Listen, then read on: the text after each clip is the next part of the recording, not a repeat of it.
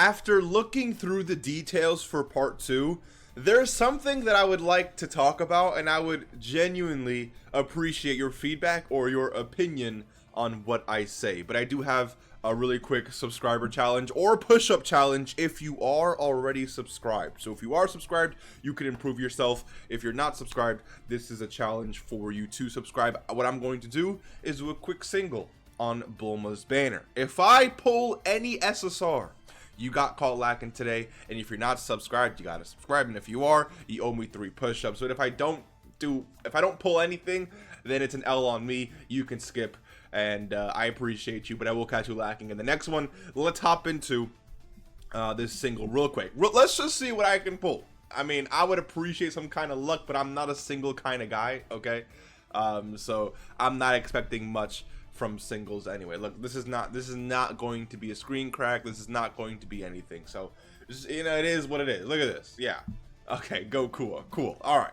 Let's get out of that. You can skip today. It's fine. I wrote to 60K, but let's hop into this. So, it's interesting because the entire time we were waiting for part 2 content announcement, Twitter, me, a lot of other creators, we were just discussing how bad quote-unquote part 2 was and how there's no content in Golden Week and all this and all that, right? But the reality of the situation is when you scroll through this, there's actually a lot here. This is not a I guess the word would be bleak. This is not a bad part 2 to the Golden Week celebration. We have a really strong part 2 LR. We have some sales and all that good stuff. A new stage of Infinite Dragon Ball history, a source of a lot of free-to-play Dragonstones.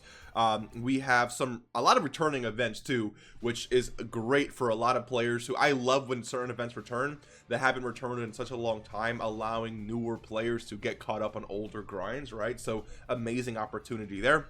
But we also have 2 free-to-play units getting EZAs, one which is a very recent character, but also a very old character as well, getting, you know, a revamp and an EZA. So that is a massive W. More free-to-play buffs right there, and more free-to-play buffs with an awakening with an awakening and EZA for yet another Super Strike character. And then we have Pets on Battle, and then we have a mission for the GT version of Legendary Goku event, and then Burst Mode for the Fighting Legend Goku, and then a new Dragon Ball story with a new free-to-play character, and Global's finally getting the support memory, awakenings, all that good stuff, and a new stage of and a new stage of ESPR, and then again a lot of returning events, a lot of returning Super Strike EZAs. If you need to get these grinds done, now is the time to do so, and a lot of Extreme Z areas returning. This is something that people have been missing out on, and sometimes players are waiting months for these to return. So this is your opportunity to EZA characters you haven't EZA just yet. The point I'm trying to make is this is, in my opinion, this is a really good part 2. The issue, however, is at least again from my point of view, is the lack of communication that we see from Dokkan. I guess it could be a patience issue, which I can definitely see that, right? But also a lack of like something, because we were waiting, it felt like a week and a half for just something. Like, imagine Dokkan said, you know, let's say Dokkan on like the official Twitter, right, posted, you know, a new LR's coming that involves Shenron. Now that has the community talking, there's something going on, right? And then they announce a new stage of Infinite Dragon Ball history, and then maybe a day later they announce that this event is being, so now we're getting like drips of like content, drips of announcements for content, I should say. So that way we know that there's something happening. But when you have just no communication for what feels like a week and a half, I don't know the actual time, you know, span, but it felt like a really long time of just nothing going on.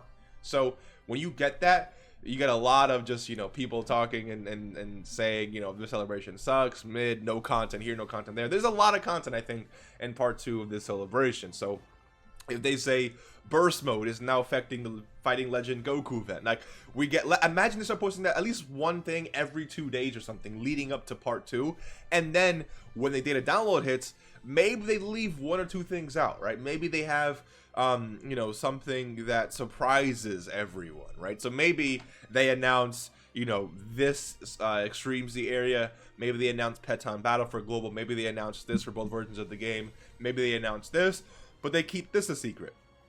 And they keep this a secret for global. So there's things that they're exposing us to and things that they're showing us on Twitter. But when the download actually happens, we see all of that and even more. I think that's a great way to keep the community involved, to keep up with, you know, to lower the things that happens when there's no communication or nothing happening in the game for a week and a half. Keep in mind that this game releases characters like about every I don't know the exact like time frame, but it's about every 2 to 3 weeks.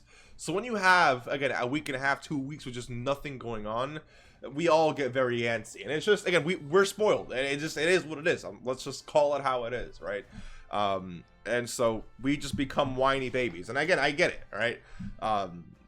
Some people more than others, and, you know, we all understand that. But I think that Dokkan should take a different approach when building up to at least like a part 2 celebration. At least a big celebration like Golden Week or Worldwide Celebration, where we're not just waiting a week and a half for content.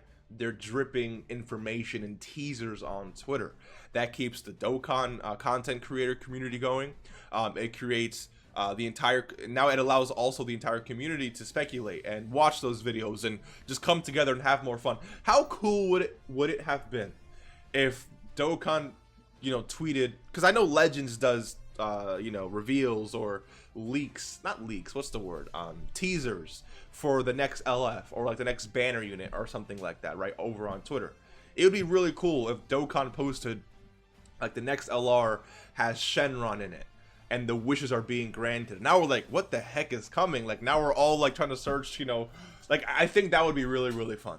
But going a week or something without it, you know, so we were all wrong, right? Part 2, at least in my opinion, part 2 has a lot of content. I really, really, really, really like what I see, and it just shows you, yeah, definitely got to be more patient. But I definitely think Dokkan can still handle this a little better, to basically keep the community alive, but also keep things hidden from us as well. So yeah, let me know what you think about that. How would you like if you were the devs of Dokkan, how would you personally tackle that? Let me know. And yeah, I will see you in the next one. Take care and peace. Just something that I wanted to get off of my chest real quick, but more content to be made. I'll see you in the next one. Again, take care and peace.